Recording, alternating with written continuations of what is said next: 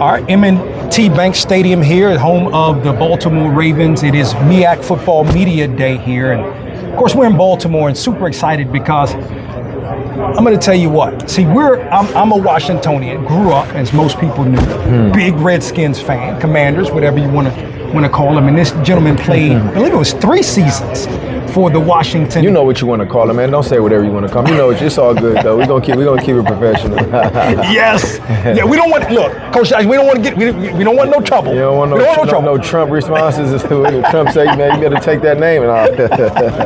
DeSean Jackson. He's a new head football coach. As a matter of fact, at Delaware State, he joins us here at BOXTOROW at Media Day. What's going on, Coach Jackson? Man, it's a pleasure to be here, man. Thanks for having me, man. I'm doing great.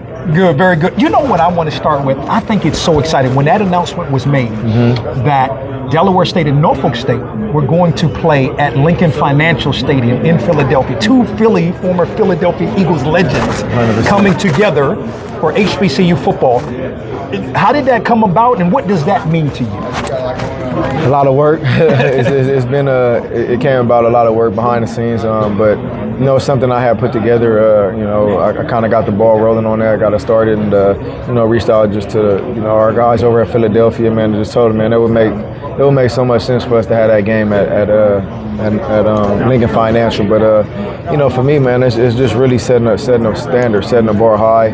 I think Michael Vick, DeSean Jackson, we're going to be able to set hopefully a classic where we're known to play each other and be some great games. So having it at the Lincoln Financial Field was just huge for us to be able to have that there with the background, the fans, the culture. I mean, it's a lot to that game. I got to tell you this, man. You've been on both sides of this thing. So I told you we're season ticket holders. We also went to Tampa, right? And we went to Philly. I didn't know.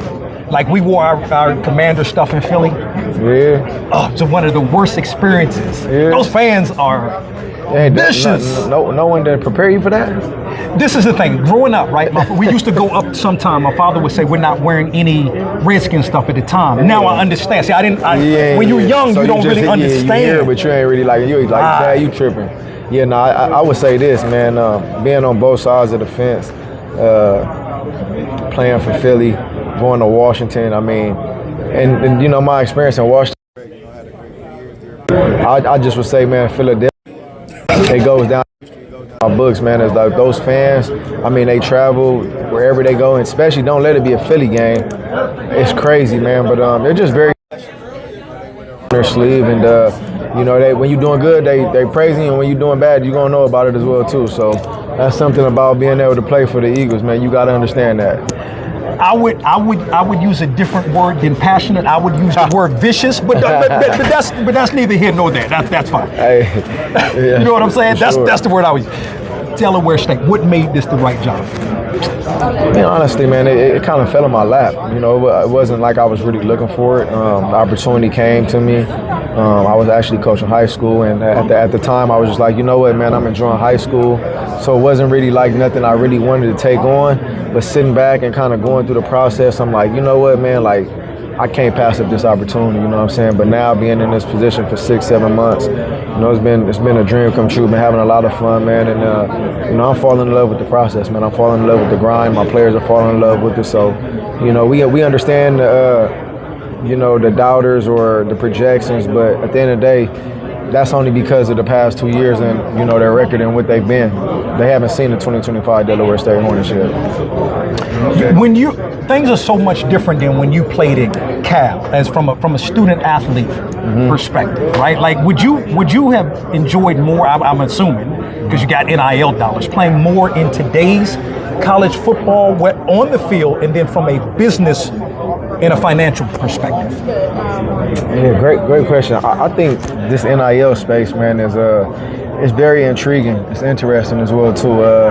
You got to navigate through it. I mean, it's different times in this era now where these colleges or these universities are able to pay these players now, and some of these institutions have endless money. The Ohio States, the Oregons, Georgia, and it's hard to compete. With some of these schools, and as you see, a lot of these players that have success at the lower levels, they're getting snatched by these teams, by these programs, So I think in my eyes, NCAA is going to have to navigate. They're going to have to figure out a way to kind of make it somewhat even, because it's just unfortunate some of these guys and their collective and the money they have access to. You know, HBCU, we don't really have that access. You know, so I think navigating through that, understanding what you know, where it's at now, and you know, it's the elephant in the room. You know, I had players come into my office saying, "Coach, I'm gonna be real with you. I'm going to the highest bidder." I'm like, "Man, where your morals at?" So I'm thinking about myself. If I was in that era, I could only imagine the money I would have been making. You know what I'm saying? So it's just, you know, for me, it's like I still want these young men to understand the principle is the principle, man. Don't let money drive you. You know what I'm saying? If you let money drive you, man, it's gonna take you to places that you don't want to go. Because at the end of the day, when you work and it's deserving, the money's gonna come. You know what I'm saying? Make the game be the passion. Don't make the money be the passion. I think a lot of these guys, if they allow the money to get in the way, their futures for the next level. Because the real end goal is the NFL. Yeah, some good money in college right now, but don't satisfy. I mean, don't. What am I trying to say? I feel you. Don't settle. I'm sorry. Don't settle for getting the money here in college. Sure. You know, the end game is getting it in the NFL. So personnel, man, who's your starting quarterback? Who is Delaware State? I can't give you that information yet, man. You trying to get some info. It's other coaches, they probably gonna see this and they gonna be like, "Coach, said it here. I gotta keep you in dilemma right now." Man, we don't got a starting quarterback.